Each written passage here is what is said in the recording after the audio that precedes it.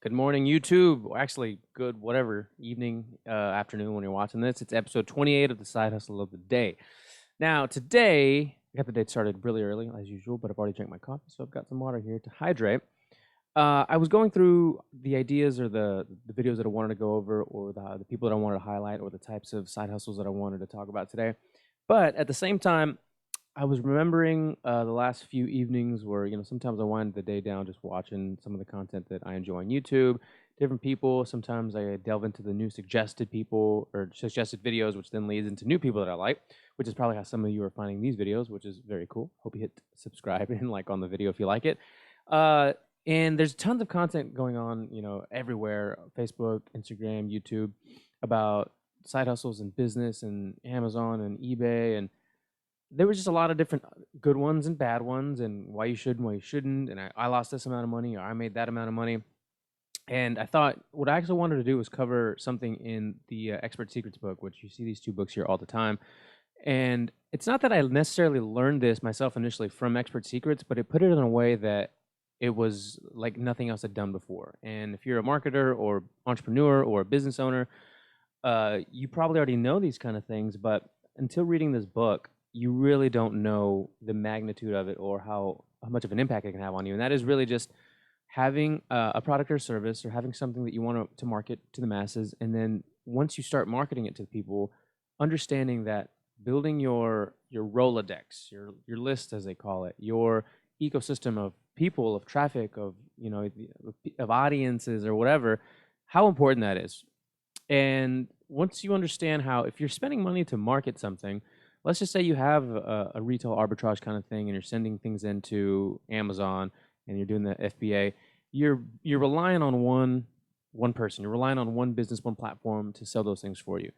Amazon has all the power to do what they want, ban you, limit you, rank you lower, whatever. Like, there's several things that they could do if it's in the interest of maybe them or another seller or a private label that they have.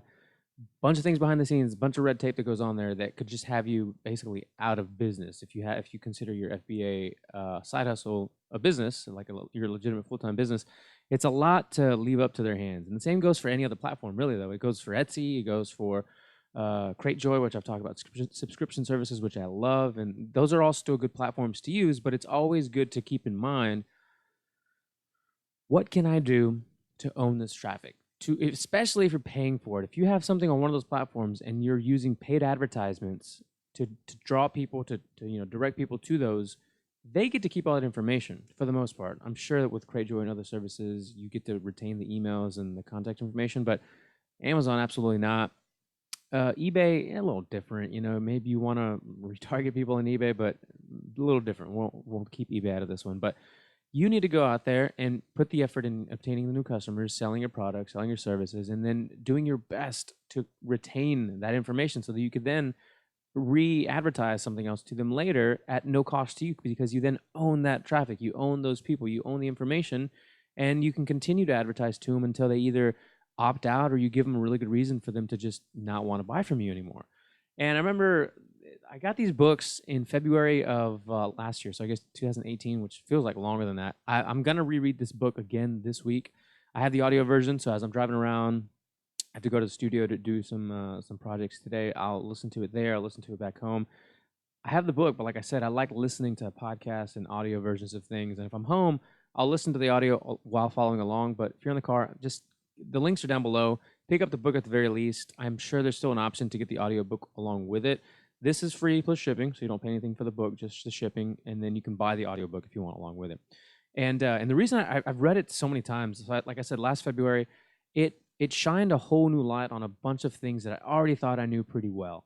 And from February of last year, we'll say, to about April, maybe May, so 2 months and some change, I was up learning the ways of Russell Brunson and Expert Secrets and the .com secrets and the ClickFunnels software itself, for using it as a website and as a landing page generator and as an email lead landing page kind of thing. And if you're not familiar with those terms, read the books, you'll know more about it.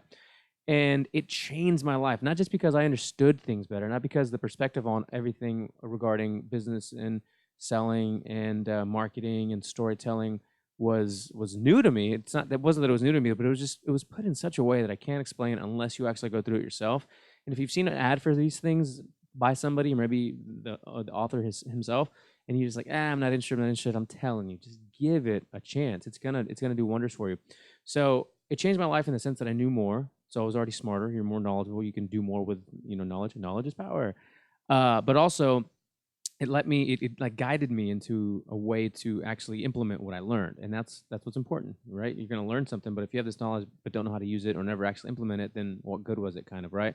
Unless you plan on just being one of the great philosophers, one of the great thinkers that 200 years, 500 years from now, you're regarded as, I don't know, a Plato or Socrates kind of person. But nobody here is really trying to do that. We're not trying to be super hippy dippy. We're trying to make some money, enjoy ourselves, find what fuels our lives, and find what fuels us, mentally and spiritually, if you're into that kind of thing.